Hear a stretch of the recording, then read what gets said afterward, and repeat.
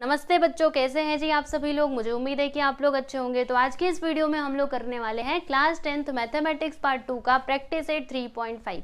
तो practice set 3.5 के questions करने के पहले कुछ बेसिक कंसेप्ट हैं जिन्हें हम समझेंगे, उसके बाद जो आपके क्वेश्चंस हैं उनको हम लोग सॉल्व करेंगे। ठीक है, तो देखो बच्चों, यहाँ पे सबसे पहले आपको क्या देखना है, theorem of internal division of quotes. अब इसके अंदर होता क्या है, तो ये आपके सामने सर्कल है। ठीक है, सर्कल के अंदर दो कोट्स हैं, ए बी और सी डी। ठीक है, और ये दोनों कहाँ पर इंटरसेक्ट कर रहे हैं बच्चों, ये देखो पॉइंट ई पे ये दोनों क्या कर रहे हैं, इंटरसेक्ट कर रहे हैं। ठीक है, तो अगर ऐसा कुछ रहता है ना, तो आप इसको कैसे लिख सकते हो। देखो बहुत ही सिंपल है बच्चों, क्या लिखने का, पहले आपको ओरली समझाती हूँ। देखो ऐसे लिखोगे, A into E B which is equal to C into E D. कुछ समझ में आया, नहीं समझा, बता रही हूँ ना, लिख करके देखो क्या लिखेंगे, ए ई इंटू ई बी। ठीक है, ये किसके इक्वल हो जाएगा बच्चों, तो सी ई इंटू डी ई। याद रखिएगा, सी इंटू ई डी। समझ में आया, बस ये फॉर्मूला आप लोगों को क्या करना है बच्चों, ध्यान में रखना है। ठीक है, समझ में आ रहा है कि नहीं।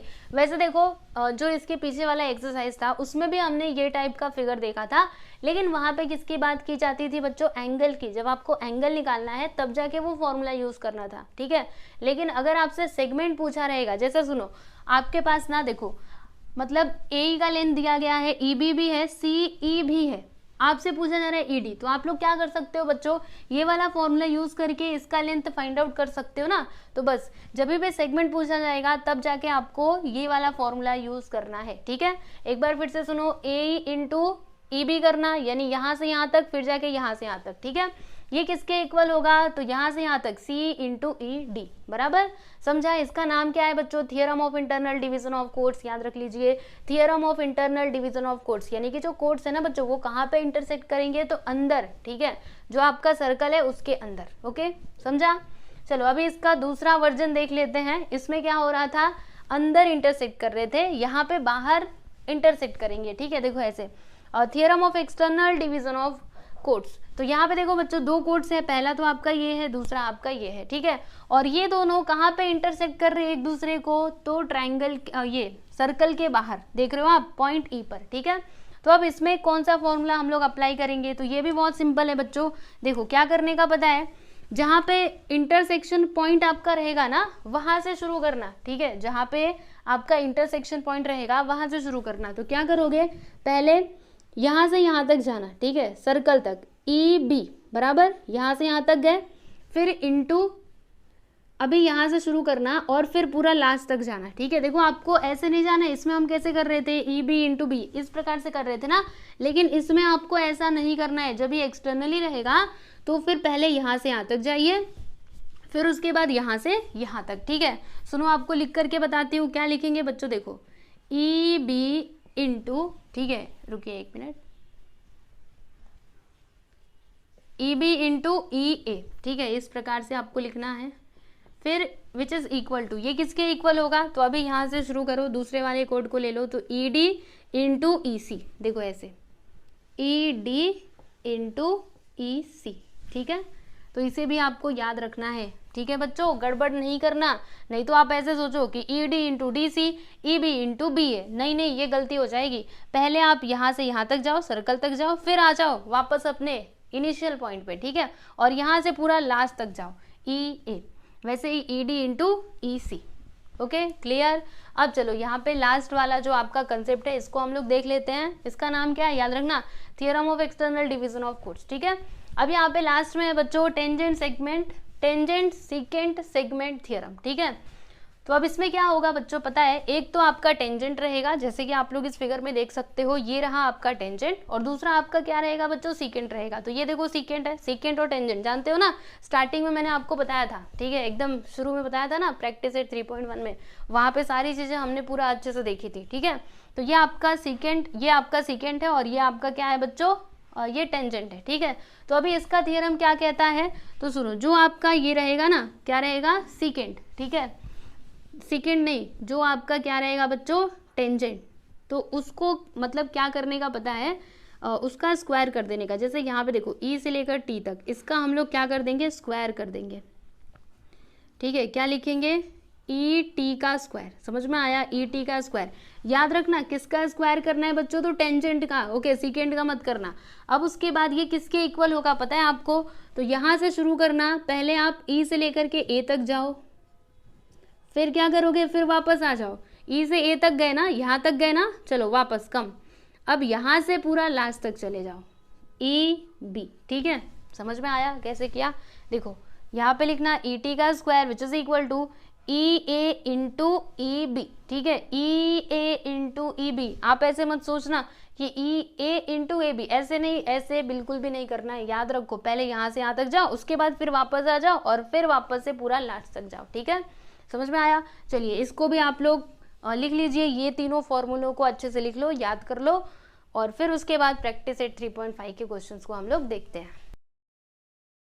चलिए बच्चों प्रैक्टिस एट 3.5 के क्वेश्चंस को हम सॉल्व करते हैं। तो ये है आपका क्वेश्चन नंबर 1। तो इस फिगर में आप लोग देख सकते हो ये जो आपका रे पी क्यू है ना बच्चों, ये क्या कर रहा है, इस सर्कल को टच कर रहा है पॉइंट क्यू पे, ठीक है। फिर उसके आगे क्या दिया है कि यहाँ पर ये जो आपका पी क्यू है, देखो बच्चों यहाँ से यहाँ तक इसका लेंथ कितना दिया है, 12 यूनिट्स, ठीक है। फिर उसके बाद पी आर यानी कि इसका लेंथ यहाँ पे कितना दिया है बच्चों, 8 यूनिट्स, ठीक है।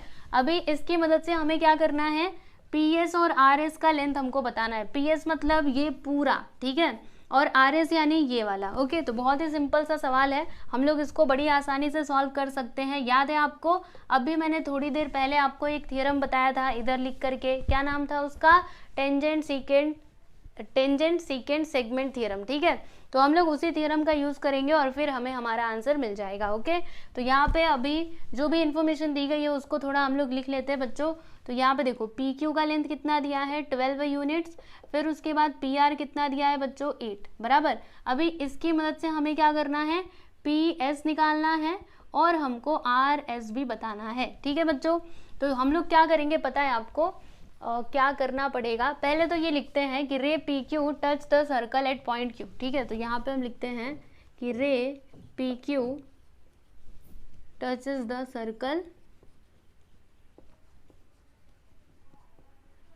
सर्कल एट पॉइंट क्यू, समझ में आया। तो हम लोग अभी यहाँ पे क्या कर सकते हैं बच्चों, ये टेंजेंट सीकेंट सेगमेंट थ्योरम का यूज कर सकते हैं, है ना, बहुत बड़ा थ्योरम का नाम है, चलो कोई नहीं। यहाँ पे क्या लिखेंगे, बाय टेंजेंट, टेंजेंट मतलब देखो इसमें टेंजेंट है, सीकेंट यानी ये सीकेंट है, ठीक है। तो टेंजेंट सीकेंट सेगमेंट थ्योरम, ठीक है। तो ये थ्योरम में हमने फॉर्मूला क्या देखा था बच्चों, जो आपका टेंजेंट होता है उसका क्या करने का, स्क्वायर करने का, यानी हम क्या करेंगे, पी क्यू का स्क्वायर कर देंगे। तो यहाँ पे हम लिखते हैं बच्चों पी क्यू का square which is equal to, ये किसके इक्वल होता है, तो पी से आर तक जाना, पी आर इंटू फिर वापस आ जाना है, बताया था ना मैंने, वापस आ जाना, पी आर लिखा फिर वापस आ जाओ, फिर यहाँ से पूरा लास्ट तक जाओ, यानी इस प्रकार से लिखना पड़ेगा हमको, P R into P S, बराबर।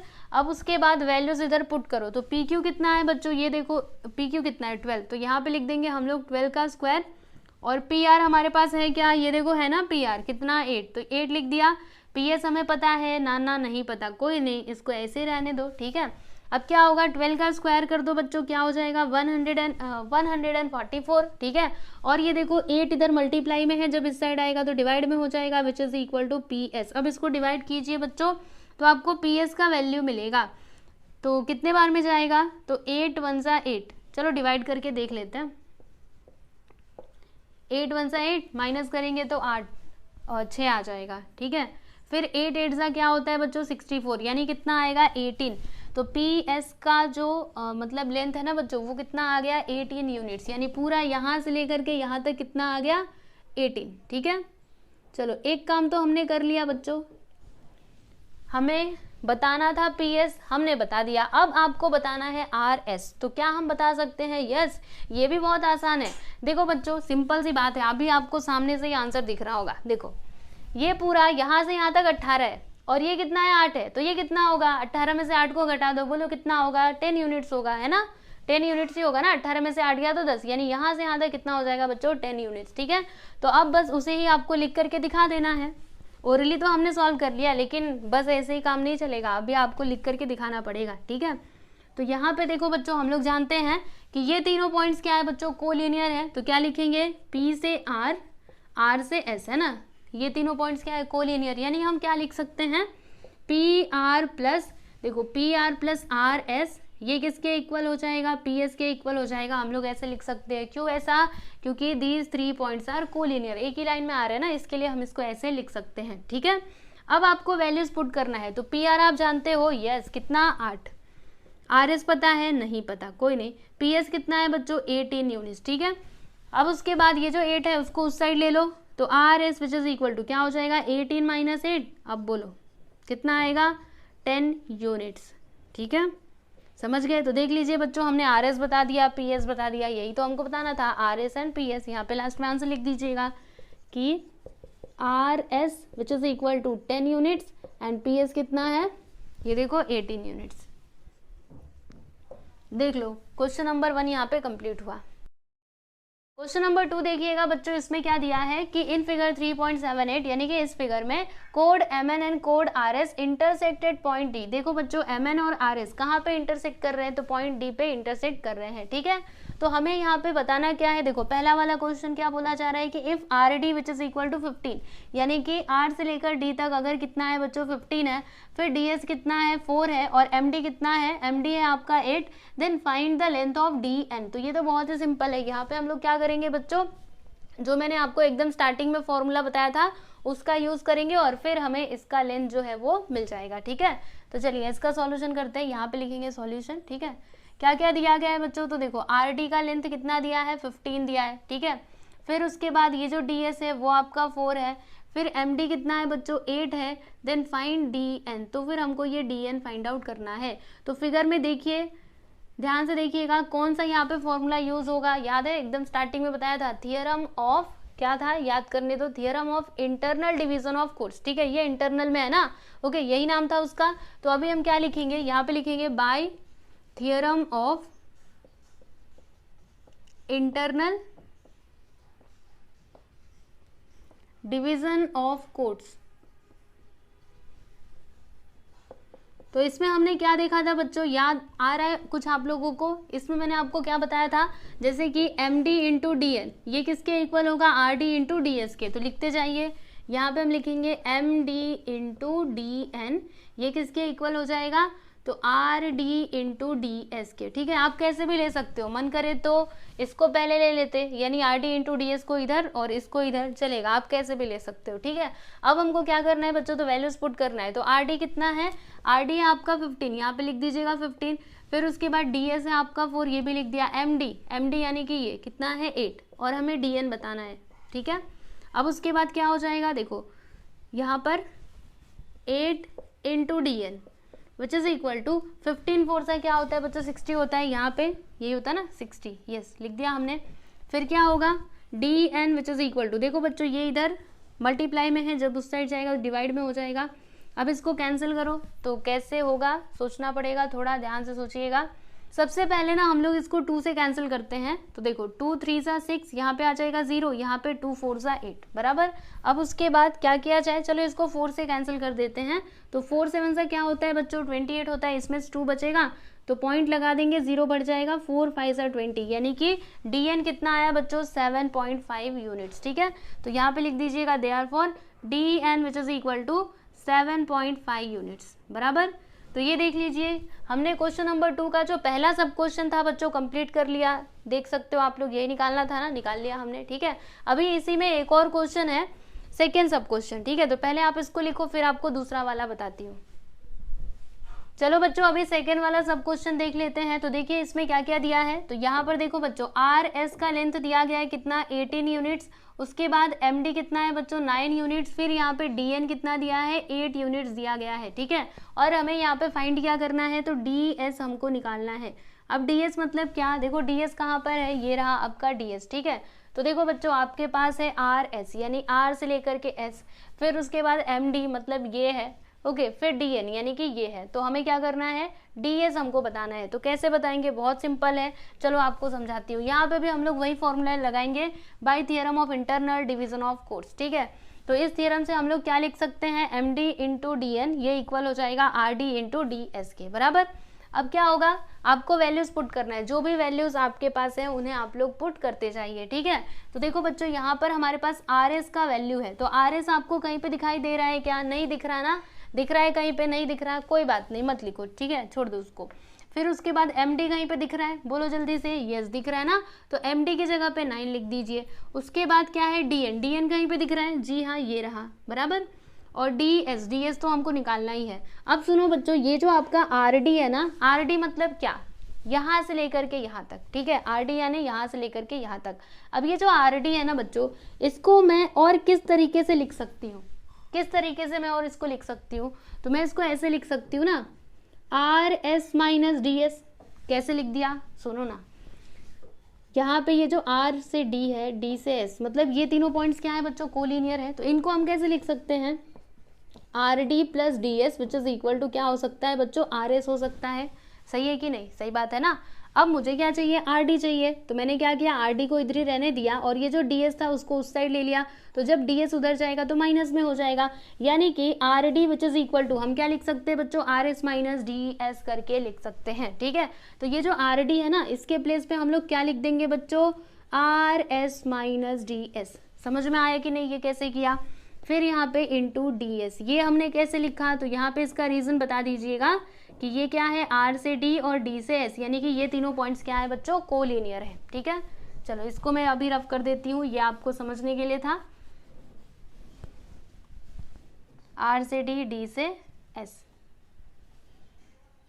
अब क्या करना है हमको, तो देखो बच्चों आर एस का वैल्यू हमारे पास है, तो यहाँ पे पुट कर दीजिएगा और इन दोनों का मल्टीप्लाई कर दो। कितना होता है, 8 9 जा 72, नहीं एक मिनट, यस सही है, 8 9 जा 72 which is equal to R S के प्लेस पे क्या लिखेंगे बच्चों, 18, तो यहाँ पर लिख दीजिएगा 18 minus D S into D S, ठीक है।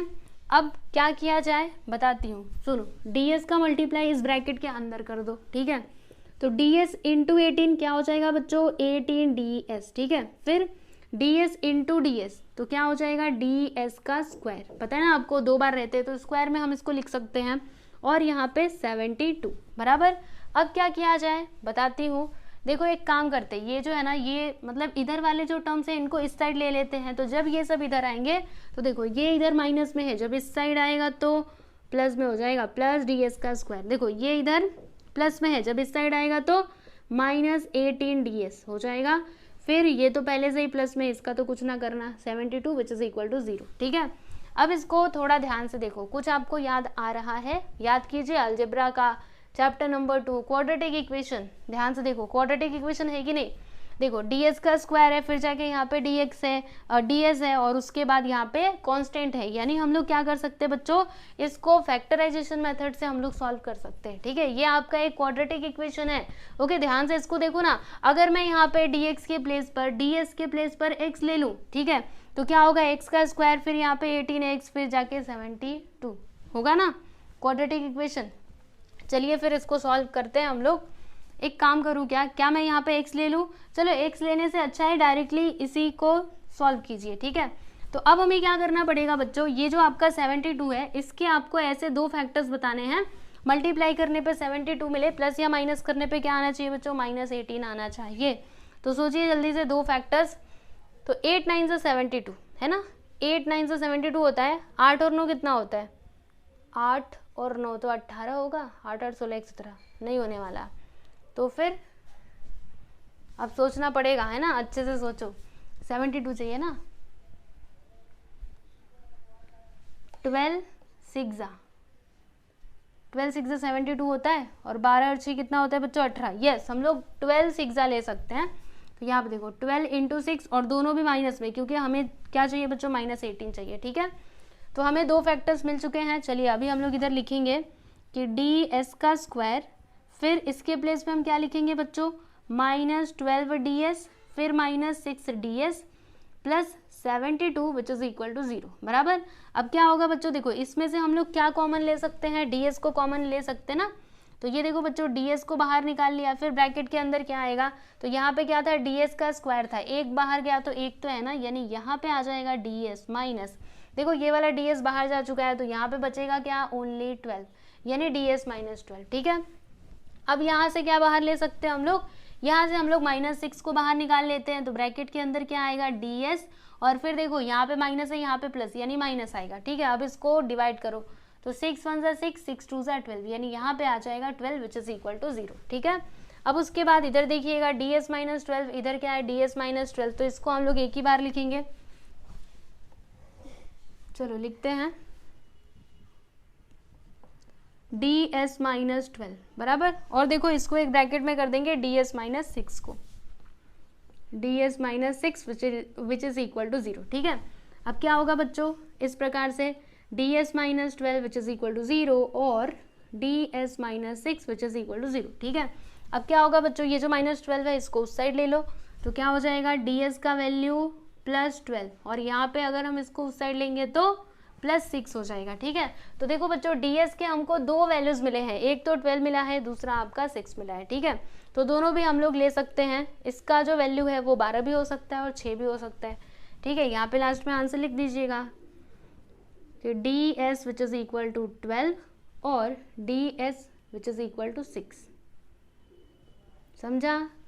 तो इस प्रकार से आपका ये जो क्वेश्चन नंबर 2 है ना बच्चों, ये कंप्लीट हुआ। काफ़ी आसान था। ओके, देखने में लग रहा था क्या है, पर देखो कितना सिंपल था।